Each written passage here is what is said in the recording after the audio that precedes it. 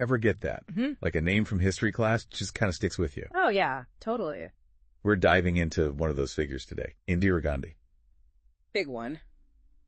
Most people, just that surface level, right? Yeah. India's first female prime minister. But there's so much more to it. Way more. And you're here for the whole story, so. Let's get into it. And I think a good place to start with someone like Indira Gandhi is really that how much her upbringing, even if you just take that, how much did her upbringing shape her worldview? Yeah. Because this wasn't just any political family. We're talking her father, Jawaharlal Nehru, independent India's very first prime minister. So Wow. Talk about a legacy to live up to. Mm. Can you imagine, like, growing up with him at the dinner table? Right.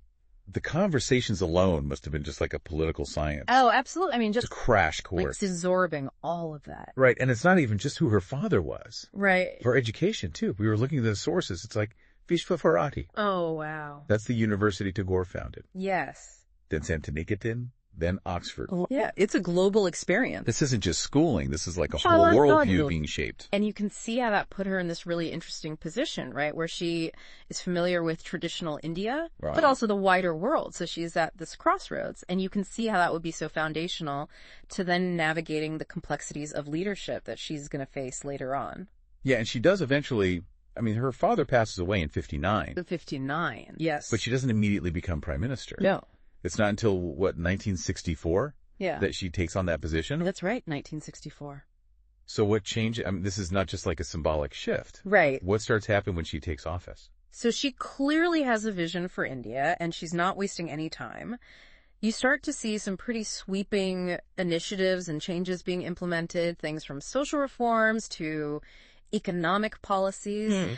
One that comes to mind that a lot of people have probably heard of is the Green Revolution. And this is a really interesting example of how her government really tries to tackle these huge challenges India's facing at the time, namely food shortages. Okay. So the government invests heavily in modernizing agriculture. We're talking new high-yield crop varieties, irrigation projects, the whole 9 yards, really trying to boost food production. And did it work? What was the impact of something that massive? It's debated, as I think any large-scale initiative is. Right.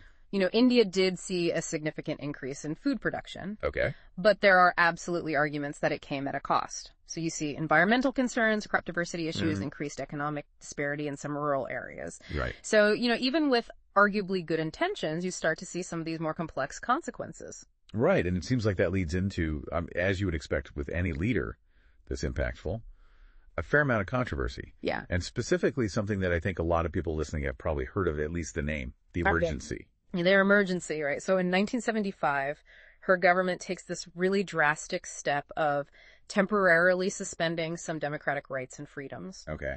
And they cite a bunch of different reasons for this. They're saying it's about national security and stability. They're talking about addressing economic turmoil that's been happening and political unrest. Okay, so, and this is where it gets really important for everyone listening to remember we're laying it out here, the facts of it.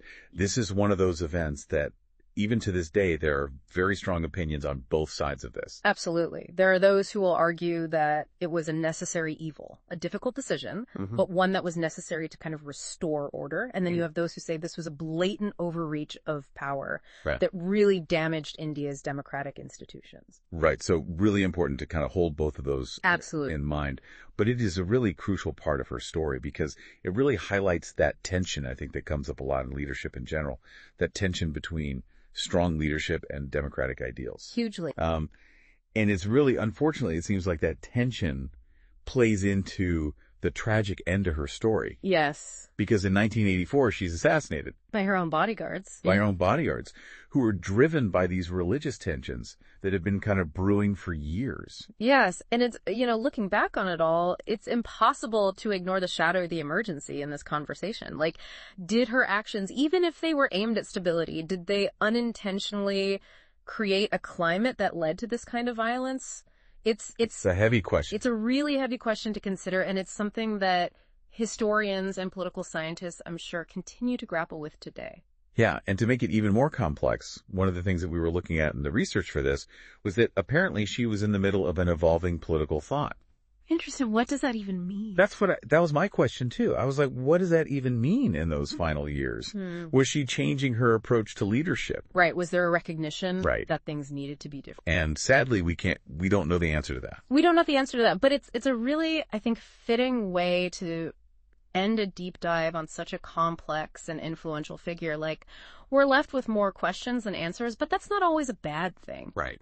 But it does make you think, how much did her personal journey, how much did that intertwine with the fate of a nation like India? Right. Did she shape India, or did India shape her? A lot to think about. A lot to think about. Thanks for listening, everybody.